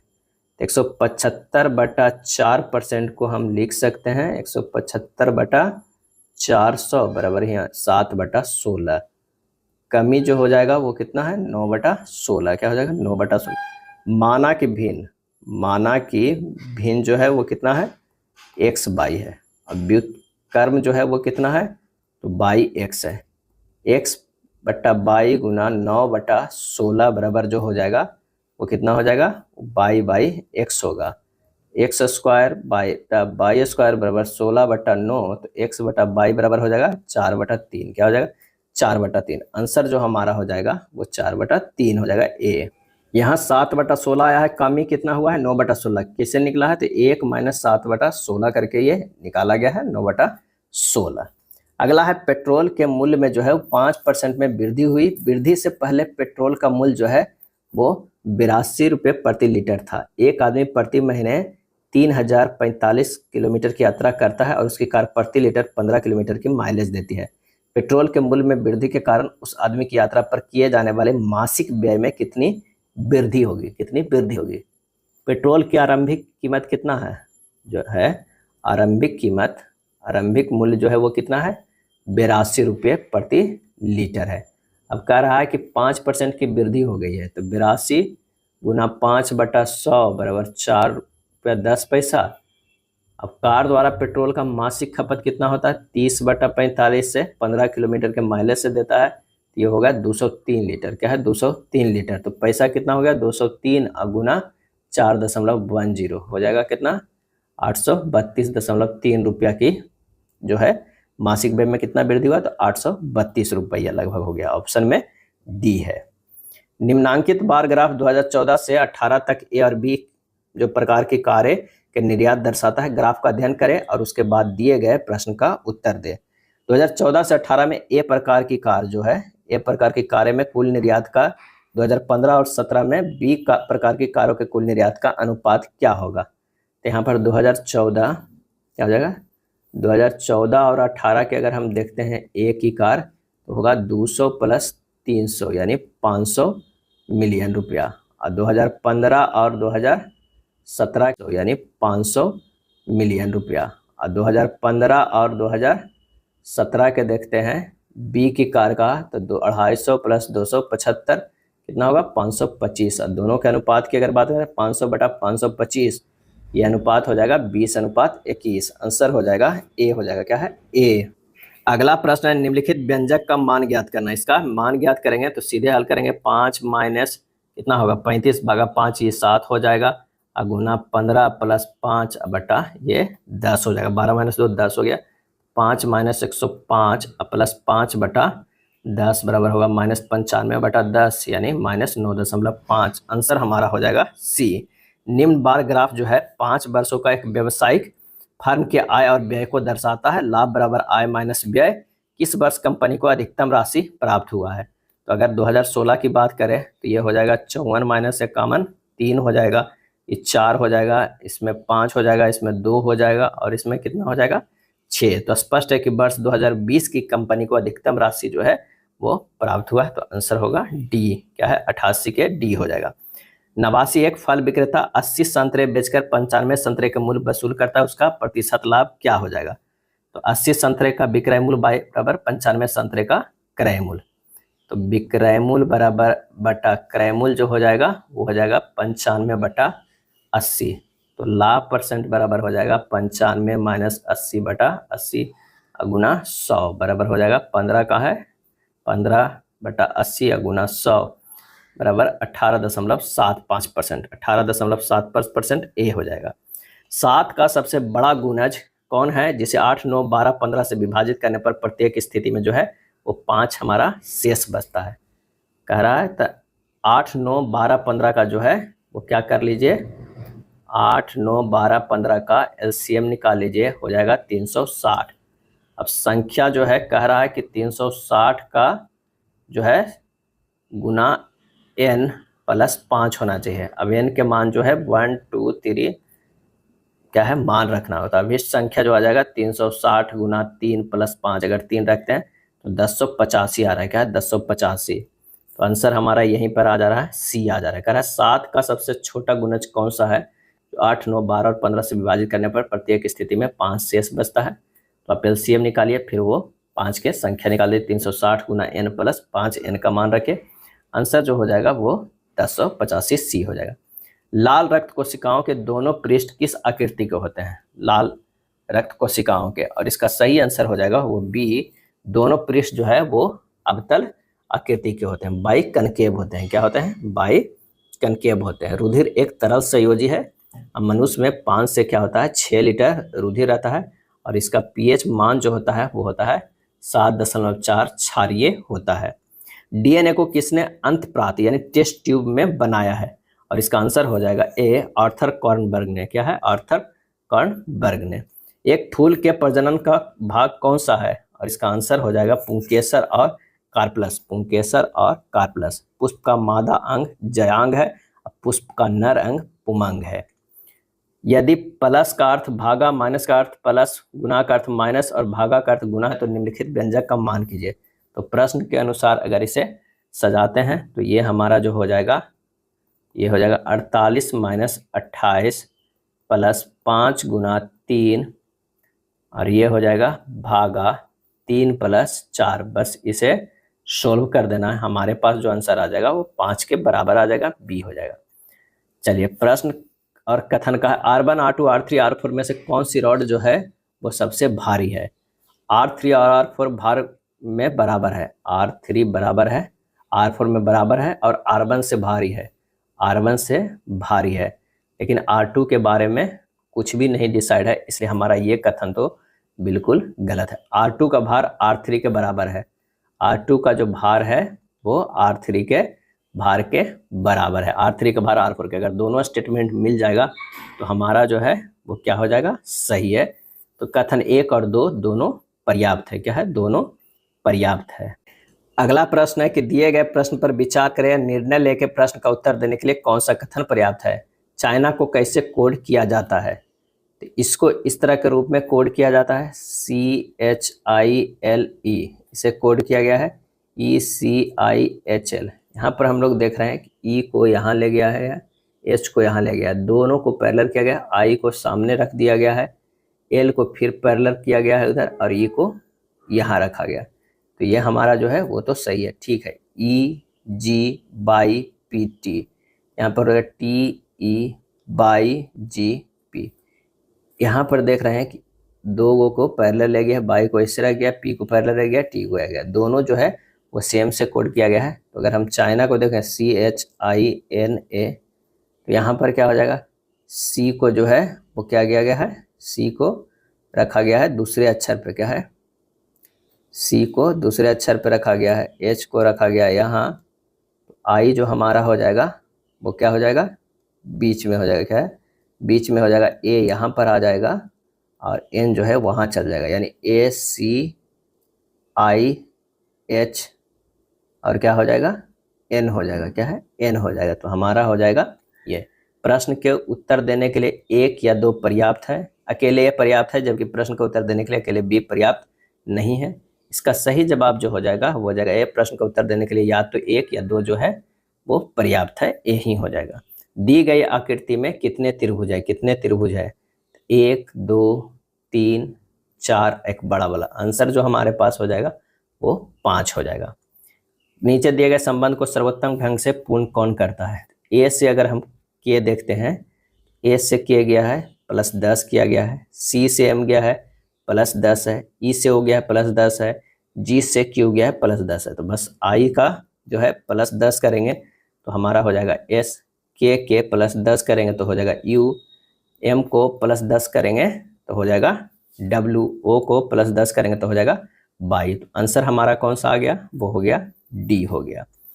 चलिए 99 नंबर प्रश्न देखते हैं। 12 से 18 गया है +5 किया गया है, सॉरी 12 से 18 यहाँ पर है लेकिन +6 किया गया। 18 से अगर हम 27 देखते हैं तो ये 9 किया गया है। 27 से 42 देखते हैं तो ये +15 गया। यहाँ 18 नहीं होगा, यहाँ पे 17 होना चाहिए। क्या होना चाहिए, 17 होना चाहिए। तो हमारा जो आंसर हो जाए वो जो गलत है वो सी ही गलत है, 18 नहीं होना चाहिए, 17 होना चाहिए। तो हमारा ये सीरीज में आ जाएगा 5 10 15 20 25 करके। चलिए इसमें से कौन असंगत है, तो टी से बाई गया है +5 है, बाई से डब्ल्यू गया है प्लस नहीं -2 है। उसी तरह देखते हैं क्यू से आर गया है, ये +3 है, आर से टी गया है +2 है।